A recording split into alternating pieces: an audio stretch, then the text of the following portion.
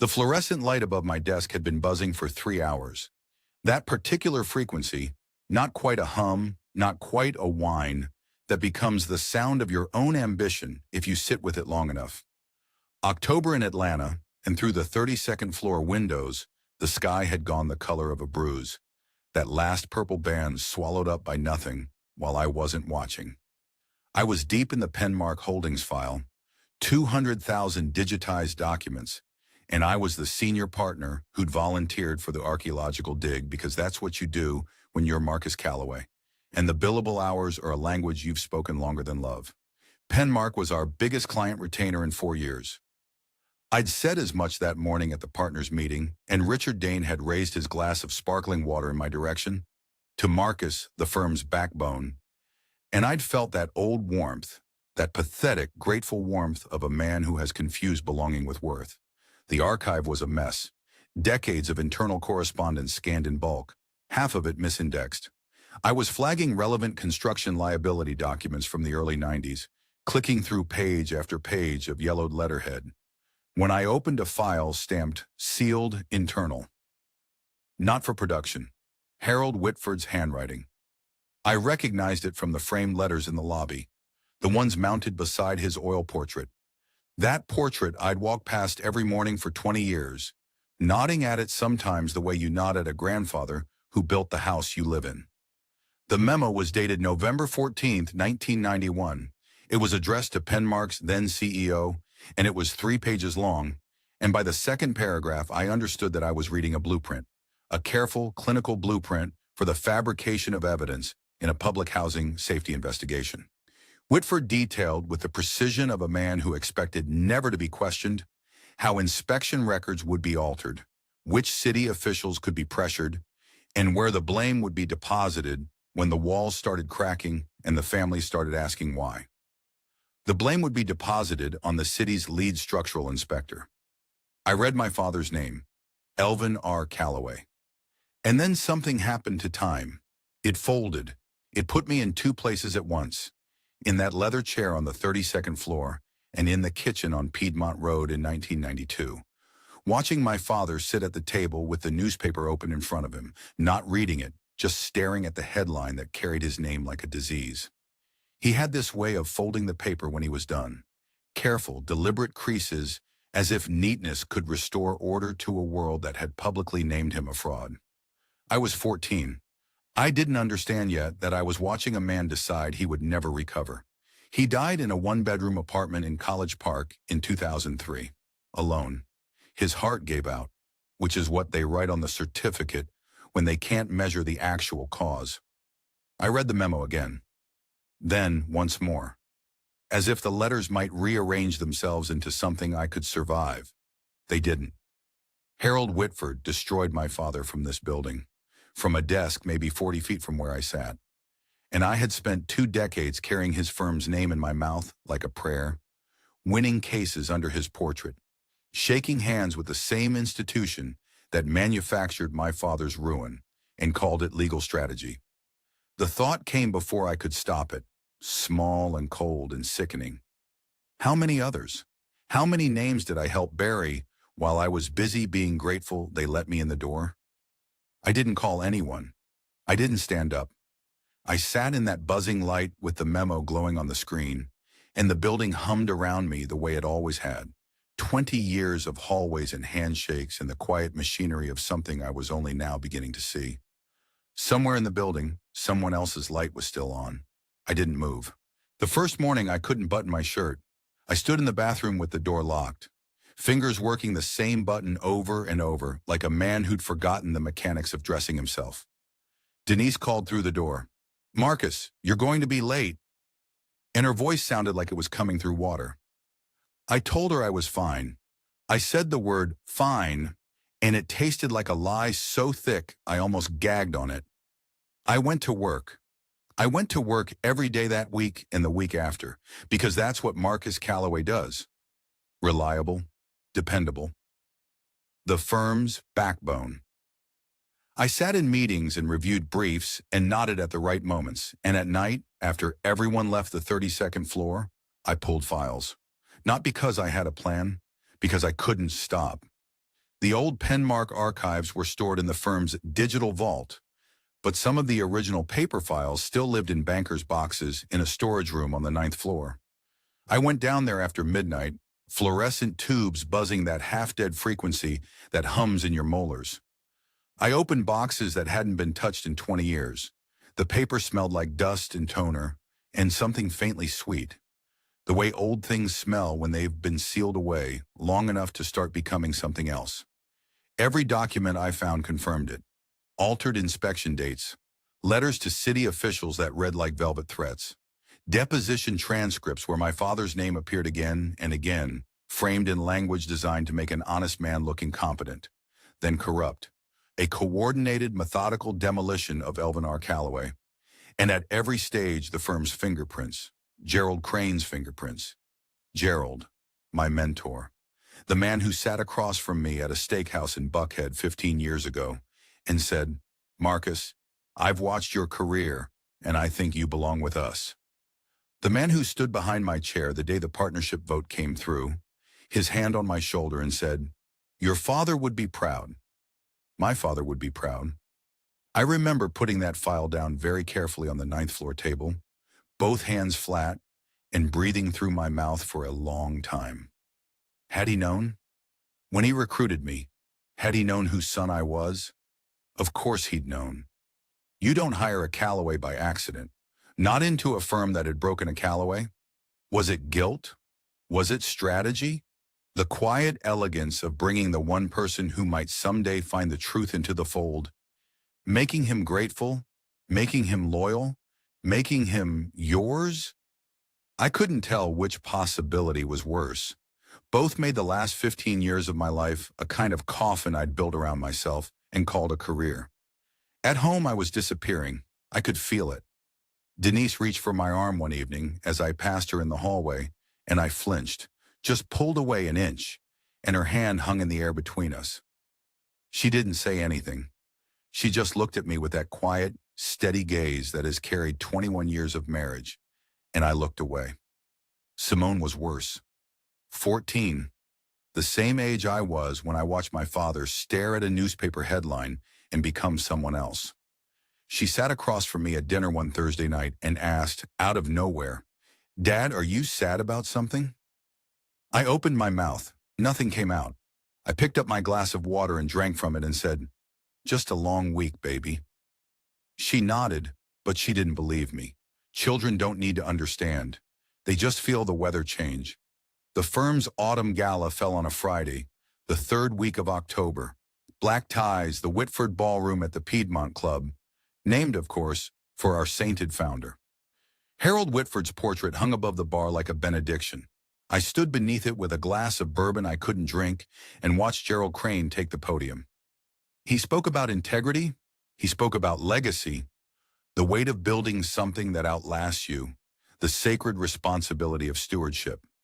Every sentence was a shovel-breaking ground over my father's grave, and the room applauded, and I applauded too, because my hands moved before my mind could stop them. Then I set down the bourbon and walked out through the service corridor and pushed open a door that led to a narrow balcony overlooking Peachtree Street. Rain had slicked the railing and the stone. The air smelled like wet asphalt in October. I gripped the iron rail with both hands and leaned over and tried not to be sick. Not from alcohol, from the simple physical weight of knowing that the life I'd built, every brief I'd filed, every handshake, every late night on the 32nd floor, had been cradled in the hands of the institution that destroyed my father, and then smiled at me while I said thank you. I stood there until my shirt was soaked through and my hands were numb. I still had no plan. I still told no one. I just stood there, and the rain didn't care, and the city below kept moving, and somewhere in College Park, in a cemetery I visit every March, my father's headstone was getting wet too.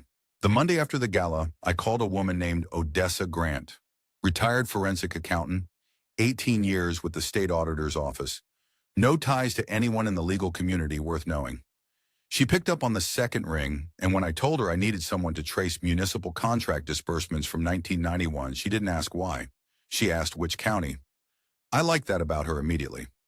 I drove south that same week in Denise's Camry, down past the airport where the neighborhoods still remember what they used to be. The trees along Godby Road had gone copper and bare, and the houses sat low beneath them, patient as headstones. I parked outside a brick duplex on Macon Drive, where a woman named Lorene Babcock had lived for 43 years. She'd worked with my father at the city planning office. She was 81 now, and she opened the door like she'd been expecting me for a very long time. Her kitchen smelled like cinnamon and something stewed. She set the box on the table between us, a shoe box, water-stained at one corner, held shut with a rubber band so old it had lost its color. Inside were 11 letters, addressed to me in my father's handwriting. Never sent. Some had stamps, some didn't. Mrs. Babcock stood at the counter and let me be. The first letter was dated April 1994, 3 years after everything collapsed. Marcus, I know you have no reason to believe what I'm about to say, but I need to say it to someone who once loved me. He wrote about the inspection dates, about meetings he was never in, about signatures that weren't his. He wrote that he didn't know who had done it to him or why, only that the evidence everyone accepted as truth had been built around him like a room with no door. The sixth letter was the one that stopped me. I think about you at 14, standing in that courtroom hallway, and I know I lost you there. I don't blame you. I couldn't prove my innocence to a judge. How could I prove it to my son? I couldn't see the page anymore. The kitchen was very quiet, just the refrigerator humming and Mrs. Babcock's breathing, and something in me finally opening that I'd bricked shut when I was a boy. I didn't make a sound. I just sat there with my father's words in my hands. And for a while I wasn't a lawyer or a partner or anyone's husband. I was just his kid. When I could speak again, I asked Mrs. Babcock if I could take the letters home. She said, "Baby, they were always yours." 2 days later, Gerald called me into his office and assigned me lead counsel on the Penmark Industries defense. The same pattern. Municipal contracts, inspection irregularities, a corporate client with exposure they needed managed quietly. He clapped my shoulder and said I was the best man for it. I smiled, I thanked him. And somewhere beneath my ribs, something cold and precise began to turn, because Gerald Crane had just given me the keys to his own architecture. I carried that duality for 11 days before Denise cornered me in our bedroom after Simone went to sleep. She didn't raise her voice. She stood by the closet door in her robe and said, "You flinched when I touched you in the hallway. You lied to our daughter at dinner. You left the gala and stood in the rain for 40 minutes. I have been married to you for 21 years, Marcus. Tell me what's happening or tell me to leave." So I told her, all of it. The files, the altered dates, Gerald, my father. The letters in the shoebox that were sitting in my briefcase in the car because I couldn't bear to bring them inside yet and couldn't bear to let them out of reach. She didn't speak for a long time. Then she sat beside me on the bed and took my hand, and the weight of her palm against mine was the first thing that had felt real in weeks. She was afraid. I could feel it in her fingers, but she didn't let go. "Then we do this together," she said. The November dark came earlier every evening. The trees along Peachtree had gone skeletal, and for the first time since that morning, I couldn't button my shirt. I wasn't alone with what I knew. The call came on a Wednesday. Odessa's voice, flat and measured the way it always was. The woman could read you a death certificate like a grocery list. She asked me to meet her at the diner on Collier, the one with the cracked vinyl booths and coffee that tasted like it had survived the Cold War. Neutral ground. She was careful like that. Denise had touched my shoulder that morning before I left, just her palm resting there for a moment at the kitchen counter. She didn't ask where I was going. She didn't have to. Whatever lived in her eyes was both permission and a plea. Come back to me when it's done. Odessa had a manila folder, maybe half an inch thick. Not much to look at. She opened it between us and started walking me through what her trace work had turned up. Internal billing records from the firm, 1991, showing Gerald Crane personally authorized travel reimbursement to the Fulton County Records Office. 3 separate trips. She had the receipts. She had the timestamps on altered filings. His handwriting on a routing slip. Gerald hadn't just known about the fraud that buried my father. He had built it. Selected Elvin Calloway, a man with no political allies and a family that couldn't afford a real defense, and threaded the evidence around him like a net. I sat there. I nodded. My hands were on the table. Then Odessa turned to the second page. A shell company, Bridalwood Holdings LLC, incorporated 6 months after my father's conviction. She traced the acquisition chain. One residential property, purchased at foreclosure auction for $31,000. She read the address aloud, just numbers and a street name. Clinical as a lab result. I knew the address. Of course I knew the address. It was the house on Greendale, the house with the dogwood tree my mother planted the year I started kindergarten, the house she wept in when the bank letters came, when she packed our things into garbage bags because we couldn't afford boxes. Gerald Crane bought our home. He bought it the way you buy scrap at an estate sale, casually for nothing, because the people who lived there had already been made into nothing. I couldn't breathe for a while. Odessa waited. She didn't know what that address meant. She just saw a man staring at a piece of paper for too long. There was more. During the firm's digital archive migration last spring, 2 partners, Regina Holt and David Ashby, had flagged and rerouted specific file batches from the early 90s. Odessa found metadata edits, deletion logs with their credentials, a CC'd internal memo between them discussing legacy exposure. They knew. They'd always known. And they were still, right now, today, sweeping the ground clean behind Gerald. It wasn't one man's sin. It was the whole institution. Every hallway I'd walked, every conference room where I'd argued cases and believed I was building something honest, all of it sat on top of my father's grave. I copied everything to an external drive in the diner parking lot, my hands barely steady enough to manage the laptop's port. It wasn't strategy, it was survival. The bare minimum a shaking man could do before the evidence disappeared the way everything else had disappeared. Then I sat in my car for a long time. I called Jerome Pitts at 10 after 8 that evening. Jerome and I had shared a study carrel at Emory our second year of law school. 2 boys from families that had given everything to put them there, both still young enough to believe the law was a calling and not just a trade. He'd gone federal, assistant U.S. attorney, Northern District of Georgia. We hadn't spoken in over a year, but some bonds don't require maintenance. They just hold. The phone rang twice. "Jerome," I said, "it's Marcus Calloway. I need to tell you something about my firm and about my father, and I need you to understand that once I say it, I can't unsay it." There was a pause on his end, the kind of pause that tells you someone is already listening with their whole body. "Tell me," he said. So I did. I walked into Whitford and Crane for the last time on a Tuesday morning. The elevator took 42 seconds to reach the 14th floor. I know because I counted. Counting kept my hands from shaking. Counting kept me from turning around, walking back through the lobby, driving home, telling Denise I couldn't do it. But Denise already knew.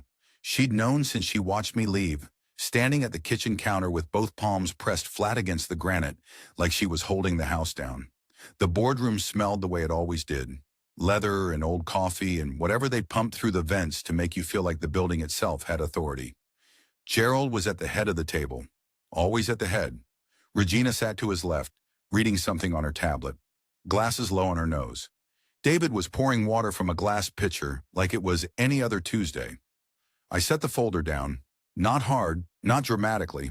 I just set it down the way you'd set down something you'd been carrying too long and couldn't hold anymore. Then I told them. I told them about the 1991 memos Gerald personally authorized, 3 trips to the Fulton County Records Office, 3 chances to fabricate what would become my father's conviction. I told them about Bridalwood Holdings LLC and the foreclosure auction, and the $31,000 someone paid for the house on Greendale, where my mother had planted a dogwood tree the spring before everything ended.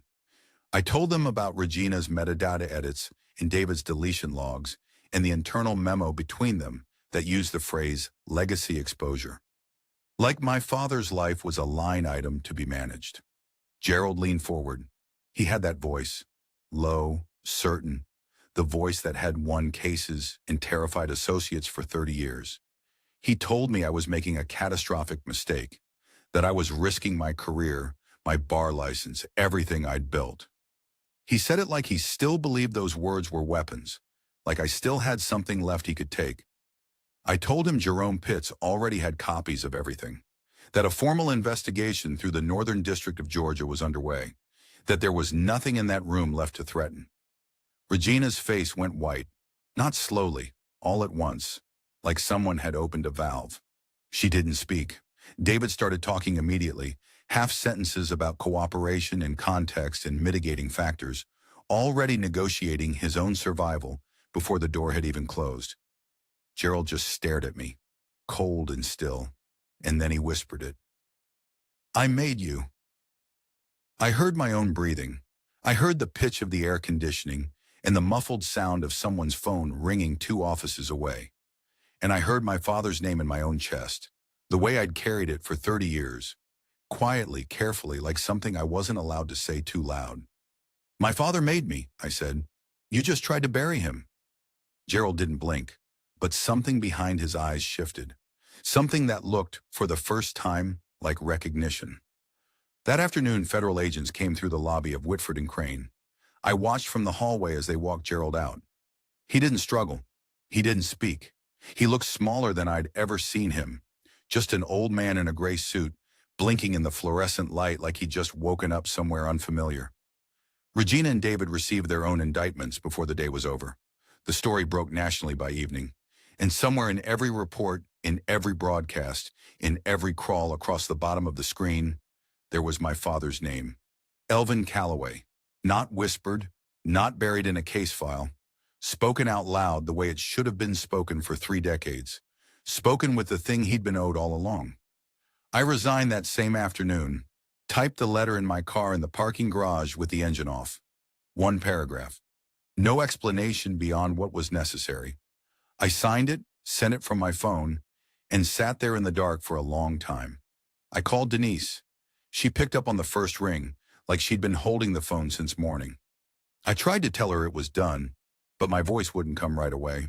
She waited. She didn't ask me to speak. She just stayed on the line, breathing with me until I could. I wasn't celebrating. I wasn't victorious. I was just a man sitting in a car, finally letting go of something so heavy I'd forgotten what my hands felt like without it. My father's name was clean, and for the first time in my life, I didn't have to carry it alone. The office still smelled like paint. I'd opened every window 2 days before, but the walls held on to it, that sharp, clean scent of something new, something that hadn't existed until you decided it should. The sign outside read, "Calloway Legal Aid and Advocacy." Black letters on a plain white board. No gilding, no 14th floor.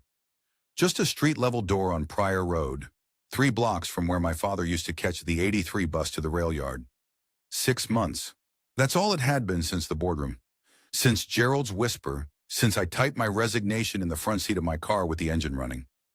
6 months since the story broke, and the phone didn't stop ringing, and the Northern District moved faster than I thought any institution could. 6 months since a clerk in the Fulton County Courthouse stamped a piece of paper that said what my family already knew, that Elvin Calloway was innocent, had always been innocent, had died innocent in a system that refused to say the word. The city sent a letter, a formal exoneration and posthumous apology, signed by the mayor, printed on heavy stock. I read it once, in my kitchen, with Denise standing behind me, her hand on my shoulder. I didn't read it again. You can't apologize to a dead man. You can only decide what you do with what's left. The settlement from Penmark Holdings came through in March. Corporate successor to Brittlewood Holdings, LLC. The same shell that bought my mother's house for $31,000 at a rigged auction. Different letterhead, same money, same soil. I took what we needed and put the rest into the Elvin Calloway Community Trust. Housing inspections, legal aid. The exact kind of help that might have saved him if it had existed in 1991. Not revenge, just a door held open for someone else's father. I hung his photograph that morning before anyone arrived. Him in his engineer's hard hat, early 80s, grinning at whoever held the camera. Probably my mother. His eyes had that specific warmth, the kind you don't notice as a child because you assume every father's eyes look like that. I straightened the frame twice, stood there a while. Denise arrived at 11 with Simone on her hip, our daughter squirming in her yellow dress, reaching for everything. 14 months old and already certain the world was built for touching. Denise set her down and looked around the office.